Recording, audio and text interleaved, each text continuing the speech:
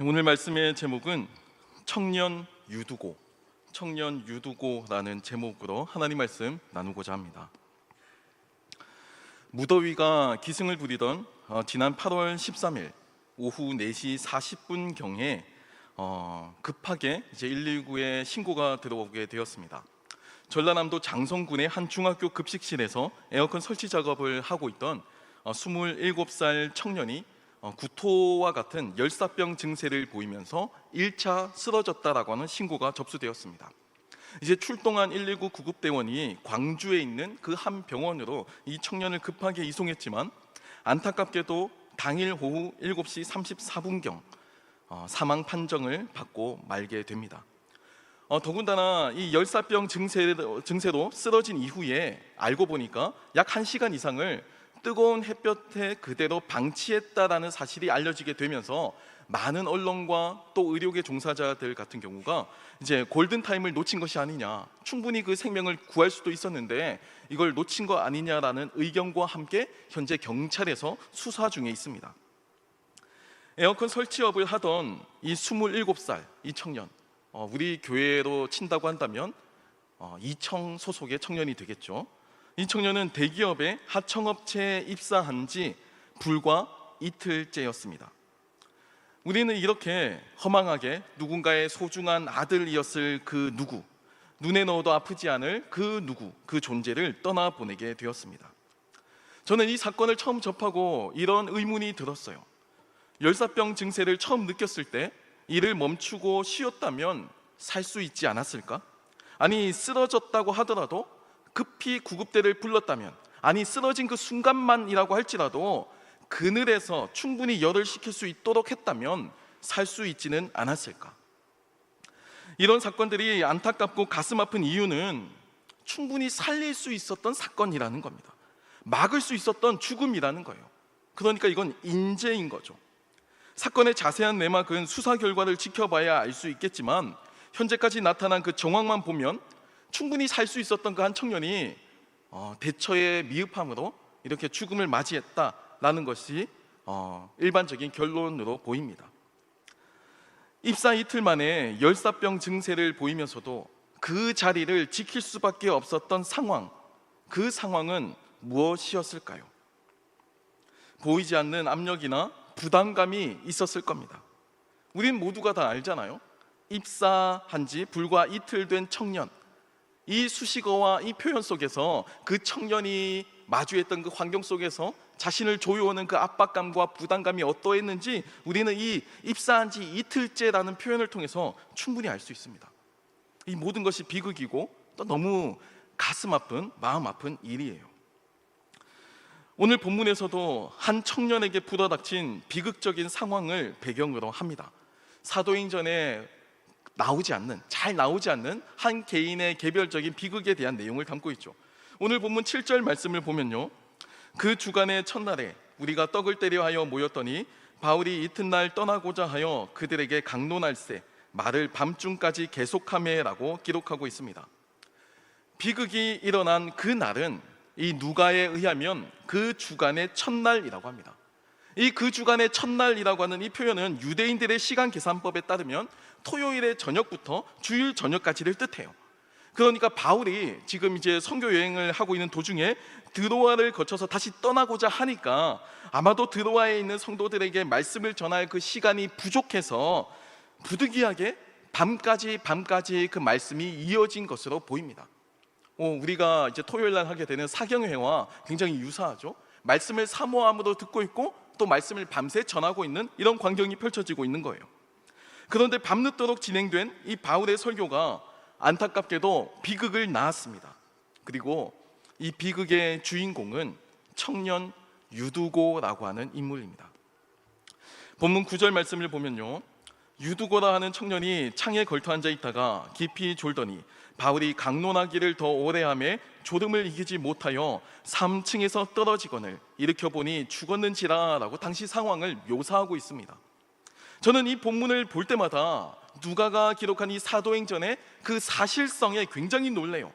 밤늦도록 이어진 바울의 설교, 그리고 밤늦도록 이어진 이 바울의 설교를 듣다가 3층에서 떨어진 이 유두고라고 하는 이 청년의 이야기, 여러분, 이 이야기는 사실 사도행전을 기록을 남길 때 기록하는 것보다 삭제하는 것이 훨씬 더 좋은 이야기입니다. 훨씬 더 유리한 이야기예요. 사도행전의 그 거대한 주제 가운데서 이 유두고 청년의 죽음 이야기는 사실 꼭 들어가지 않아도 되는, 충분히 생략할 수도 있는 그런 이야기로 보이기도 합니다. 뭐 물론 나중에 죽었다가 다시 살아나기는 하지만, 그럼에도 여러분 생각해 보세요. 지금 이 신약 성경이 이제 AD 100년 이후에 이제 기록이 되고 나중에 300년경에 완전 정경으로 확정되거든요.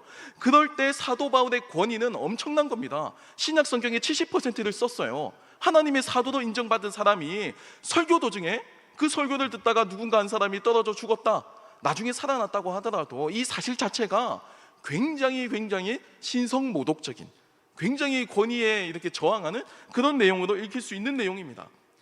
그럼에도 이 내용이 여기에 기록되어 있다는 거예요. 누가는 이 유두고라고 하는 이 청년의 실명을 기록하면서 이 사건이 결코 사도행전에서 삭제할 수 없는 중요한 이유가 있음을 보여줍니다. 왜 누가는 이 불필요해 보이는 기록, 아니 심지어 초대교회 선교 사역에서 일어난 이 사고죠, 일종의 사고, 또 비극적일 수도 있었던 이 사건을 굳이 기록하고 있을까요? 누가는 왜 이 사건을 기록하고 있을까요? 먼저 저희는 이 유두고라고 부르는 이 청년에 대해서 먼저 알아볼 필요가 있습니다. 성경에서 유두고에 대한 자세한 설명은 나와 있지 않아요. 그래서 이 청년이 훗날 어떤 삶을 살았는지, 어떤 배경에 있었는지, 그건 다 성서학자들의 추측밖에 남아있지 않아요. 하지만 이 유두고라고 하는 이름의 뜻이 행운이라고 하는, 럭키거든요. 이 행운이라고 하는 뜻을 볼 때 많은 신약학자들은 이것을 통해서 이 유두고라고 하는 청년이 자유인이 아니고 누군가의 노예였을 것이다 라고 추측합니다. 왜냐하면 당시에 노예들이 사용하는 이름들 가운데 유행하던 이름이 바로 행운이라고 하는 이름을 가진, 뜻을 가진 유두고였기 때문이에요. 노예들 사이에서 유행하던 이름입니다. 뭐 지금은 철지났긴 했지만 우리 강아지 이름을 부를 때도 뭐 뽀삐라고 부른다거나 뭐 빙고라고 부른다거나 이와 유사한 거예요. 그 당시 사회에 노예들에게 붙이던 가장 대중적인 이름이 유두고였습니다. 당시 세상에 수많은 유두고들 가운데 오늘 본문의 한 청년인 유두고도 있었어요. 사실 주목받지 않을 수도 있는 평범한 그런 노예 청년 중에 한 사람일 수도 있습니다. 이 청년 유두고는 낮에는 온종일 갖은 노동으로 피곤했을 거예요. 밥벌이를 해야 되니까 주인의 요청에 따라서 노예로서의 삶을 살았을 겁니다. 그러다 보니까 밤새 이어지는 말씀을 졸지 않고 듣기에는 어려웠을 거예요. 결국 그는 피곤을 이기지 못하고 잠이 들게 되었고요, 그렇게 3층 창가에서 아래로 떨어지는 비극을 겪게 됩니다. 성경에 이 유두고라고 하는 사람을 불성실한 사람이라고 정의하거나 표현하거나 아니면 잠이 많은 게으른 사람이라는 표현이 없다는 것을 우리는 기억해야 돼요. 유두고는 게으른 사람이 아닙니다. 유두고는 말씀에 관심이 없어서 잠을 자던 사람이 아니었어요. 적어도 그는 평범한 다른 청년들과 같이 일을 할 수 있었고, 또 유두고라고 하는 이름을 가진 수많은 노예 청년들과 같이 낮에는 땡볕에서 그 자신의 주인의 시키는 일을 많이 감당하는, 많은 강도의 노동을 하고, 밤이 늦으면 또 졸리기도 하고, 또 심지어 뜨거운 햇살 아래 오래도록 일을 하게 되면 충분히 쓰러질 수도 있는 그런 평범한 청년이었다는 것을 우리는 알 수가 있습니다. 적어도 본문을 보면 그가 노예 신분임에도 불구하고 밤늦도록 바울의 설교를 들었다는 점, 그가 졸면서도 이 3층 창가에 걸터 앉았다는 점은 저는 오히려 역으로 이렇게 해석합니다. 이 유두고라는 청년이 얼마나 말씀에 대한 사모함이 있었는지를 보여주는 증거라고 생각해요. 충분히 그 말씀 듣지 않고 집에 가서 자면 되잖아요. 노예로서 주어진 그 삶, 이 굴레가, 이 운명이 내 삶에서, 내 인생에서 벗어날 수 없다는 것을 그는 알고 있었을 겁니다. 그냥 그 숙명을 받아들이고 그냥 나에게 주어진 노예로서의 일만 감당하면 되는 그런 청년이었어요. 근데 그 청년이 자신의 일상을 중단하고 말씀을 듣기 위해서 자신의 잠을 아껴가면서 자신이 휴식해야 될 그 타이밍에 말씀을 사모하기 위해 3층의 창가에 걸터 앉아서 바울의 설교를 밤늦도록 듣고 있었다라고 하는 겁니다. 낮 동안의 극심한 노동으로 피곤했지만 그는 그렇게 사도 바울의 말씀을 듣고자 했습니다. 아마도 청년 유두고는 바울을 직접 자신이 만날 기회가 아마 이번뿐이다라고 생각했을지도 몰라요. 그래서 이 진리의 말씀 가운데, 나에게 주어진 이 삶의 의미 가운데 도대체 사는 게 어떤 의미가 있지? 노예로서 살아가며 매일매일의 그 강도 높은 노동을 감당하며 살아가는 이 내 삶에 어떤 희망과 소망을 발견할 수 있을까라는 간절한 기대를 가지고 자신의 잠을 줄이며 바울의 설교에 집중했을 거예요. 비록 노예 신분이었지만, 그래서 자신을 고용한 주인에게 행운이 되길 바라는, 이건 사실 어찌 보면 굉장히 폭력적인 이름이죠. 한갓 소모품 정도에 불과한 존재입니다. 나에게 행운을 가져다주는 존재, 나에게 행운을 가져다주는 그런 도구, 나에게 이득이 되니까 내가 데리고 있는 그런 수단, 그 정도의 역할이 이 청년 유두고였어요. 하지만 그에게도 이 복음에 있어서만큼은 진심이었습니다.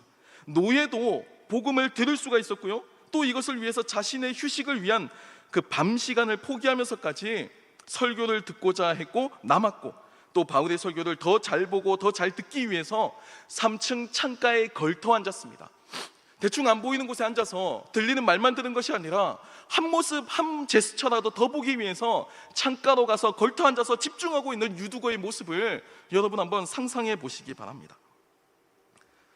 낮 동안의 극심한 노동으로 피곤했지만, 그래서 가끔은 꾸벅꾸벅 졸기도 했지만, 그럼에도 청년 유두고에게 그 시간은 매우 의미 있고 소중한 시간이었을 겁니다. 노예인 자신의 삶의 한 줄기의 희망이었고 한 줄기 빛이었을지도 몰라요. 하지만 갑작스럽게 일어난 사고를 통해서 이 바울의 설교는 중단되었습니다. 그리고 주변은 아수라장이 되었어요. 은혜를 나누고 복음을 들어야 할 이 설교의 장소는 어느새 슬픔과 충격의 장소가 되었습니다. 그 누구도 예상하지 못한 비극이었고 막을 수 없는 참사였죠.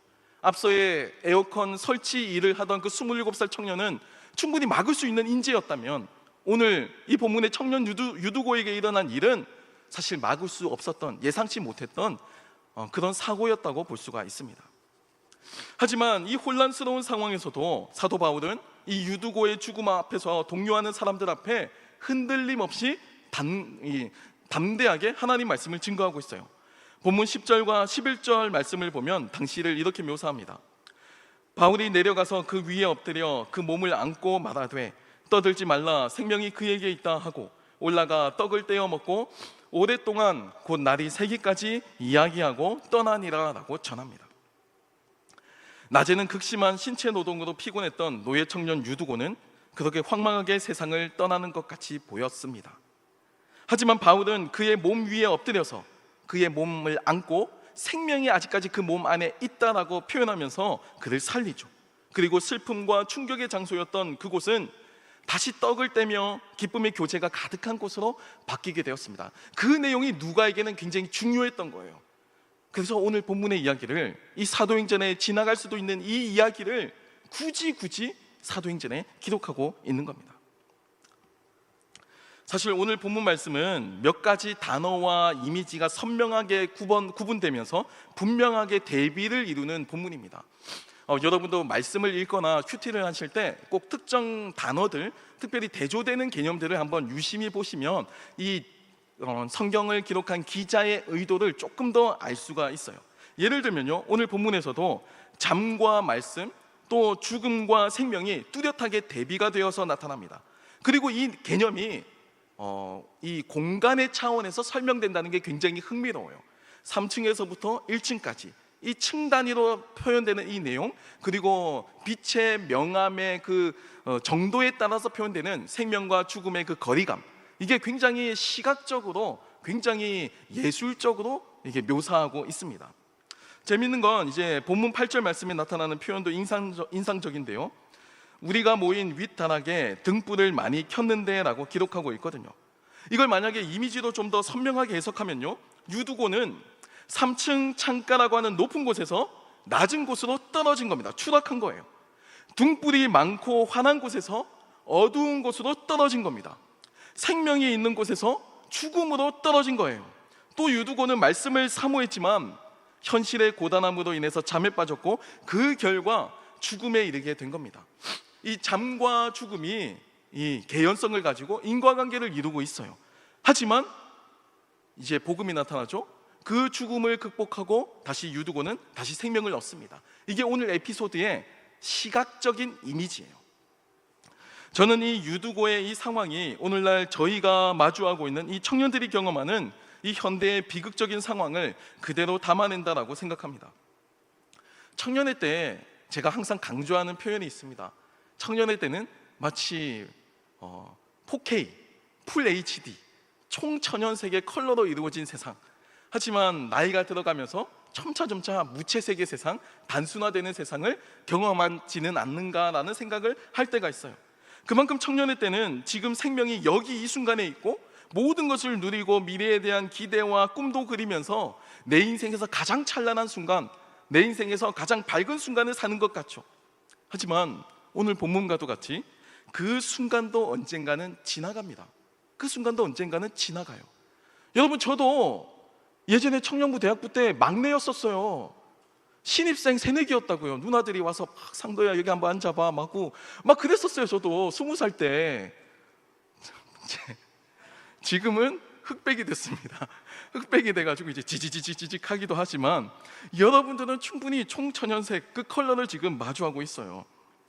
히브리인들의 그 생명과 죽음에 대한 이해에 따르면요, 이 히브리 사람들은 이 죽음이라는 것을 스올, 즉 땅으로 내려간다라고 생각했습니다. 그러니까 공간의 이동이 일어나는 거예요.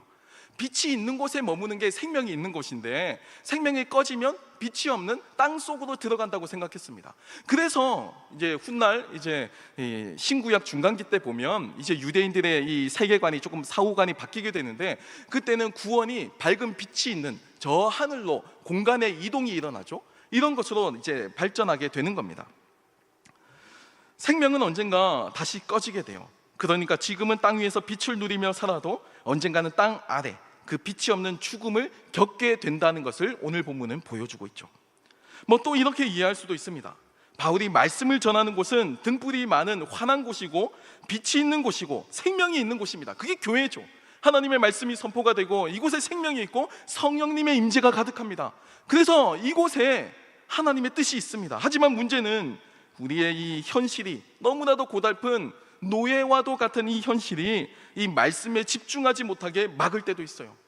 현실의 분주함 속에서 말씀에 집중하지 못하게 되기도 하고, 또 시험 공부 때문에 말씀에 집중하지 못하고 예배를 드리지 않고 포기하기도 하고, 공부하고 돈을 벌어야 되고 또 여러 가지 이유들 때문에 말씀에서 멀어져서 잠에 빠지게 되면, 그래서 말씀을 듣지 못하게 되면 자신도 모르게 영적인 잠에 빠져들게 되고 서서히 높은 곳에서 낮은 곳으로 추락하게 된다고 충분히 이미지로 이해할 수도 있습니다. 돈과 명예가 아무리 많아도, 연봉이 많고 좋은 집에 살아도 말씀이 없는 곳은 빛이 없는 어두운 곳이고, 또 그곳은 생명이 없는 죽음이 있는 곳이다라는 것을 누가는 표현하고 싶었을지도 몰라요. 만약에 누가가 기록한 이 청년 유두고의 사건을 만약 연극이나 영화로 표현한다면 저는 아주 강렬한 색채로, 아주 정말 감각적인 연출로 한번 표현해보고 싶다라는 생각이 들기도 합니다. 그러니까 이 많은 공간과 시각과 빛에 대한 이미지, 죽음과 삶에 대한 그 이미지, 이런 것들이 이 한정된 공간 속에 응축되어서 나타나고 있어요. 다행히 다시 살아난 유두고는 다시 사람들과 함께 어떻게 하죠? 떨어졌다가 살아나서 올라갑니다. 다시 올라가죠. 올라가서 떡을 떼어 먹고 이야기를 나눕니다. 공간의 이동이 일어나요. 그리고 이 사건은 결국 나중에 많은 사람들의 위로가 되었습니다. 본문 12절 말씀을 보면 사람들이 살아난 청년을 데리고 가서 적지 않게 위로를 받았더라라고 전합니다. 우리에게 주어져 있는 피할 수 없는 추락, 누구도 비켜갈 수 없는 그 죽음의 문제 앞에서 유두고의 부활은 우리가 주님의 은혜로 다시 회복될 수 있음을 보여주는 강렬한 사건이에요. 그게 오늘 유두고가 다시 살아난 사건이 주는 교훈입니다. 빛이 있는 곳, 그곳을 사모하라고, 말씀을 사모하고 하나님을 사모하라고. 그래도 혹시라도 생업에 밀려서 놓치는 순간이 있다고 할지라도 여전히 그 말씀의 은혜를 사모하면 다시금 그 말씀을 통해서 회복시켜 주시고 부활을 허락해 주신다라는 이야기입니다. 수월로 내려갈 수밖에 없는 인간의 운명, 죽음을 마주할 수밖에 없는 이 인간의 운명을 거스를 수 있는 단 하나의 유일한 방법은 진리이신 주님을 바라보는 방법밖에 없다는 게 이 청년 유두고 사건의 내용이에요. 사랑하는 청년 여러분, 저는 우리가 지금 살고 있는 이 시대가 무언가 크게 잘못된 시대라고 생각하고 있습니다. 사실 너무 익숙해져서 이제는 이상하고 특별하지도 않아요. 너무 많은 재해와 사건과 사고들 속에서 너무나도 비인간화되고 또 비인격적인 이런 사건들, 인간이 스스로 동물화가 되어가는 이런 시대들 가운데 이걸 그냥 어쩔 수 없다라는 논리로 받아들이고 살아가는 것에 대해서 굉장히 경각심을 느끼고 또 위기감을 느끼기도 합니다. 왜 27살 그 한 청년은 자신의 몸에 이상을 느꼈으면서도 빠르게 조치하지 못했을까요? 아니, 심지어 열사병 증세를 보이면서 쓰러진 그 청년을 왜 하청업체 직원들은 빨리 조치하지 않고 그나마도 그늘에 옮기지도 않고 땡볕에 방치했을까요? 언론에 그 사건의 현장을 찍은 사진이 나와 있거든요. 땡볕에 그냥 누워 있습니다. 이제 쓰러지니까 땡볕에 그냥 누워 놓은 거예요. 입사한 지 불과 이틀 된 청년이 사랑하는 가족을 두고 이렇게 황망하게 세상을 떠나게 되었는데, 이에 대한 책임을 이제서 경찰 조사를 한들 누구에게 물을 수 있겠어요? 설사 묻는다고 해도 다시 살아날 수 있는 것도 아닌 이 비극을 우리는 어떻게 감당할 수 있을까요?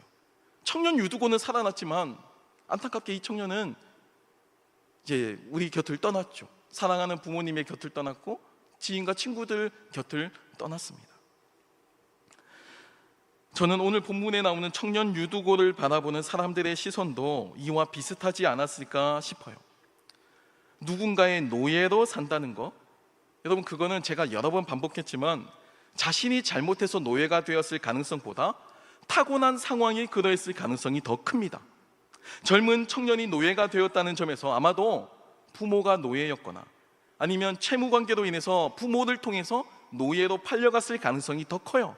그게 그 당시 그레코 로만 사회의 기본적인 일이었습니다. 젊은 청년 노예들은 굉장히 인기가 많았죠. 우리 집안을 일으키는데 노동력을 제공해주는 행운이다, 너는 우리 집안을 위해서 뼈를 갈아 넣어라, 그러면서 유두고라고 이름을 붙여줬을 겁니다. 낮에는 강한 노동 강도에 시달렸지만 그래도 이 청년 유두고, 여러 수많은 유두고들 가운데 오늘 본문에서 살아난 그 유두고는 말씀을 사모하면서 바울의 설교를 들었을 거예요.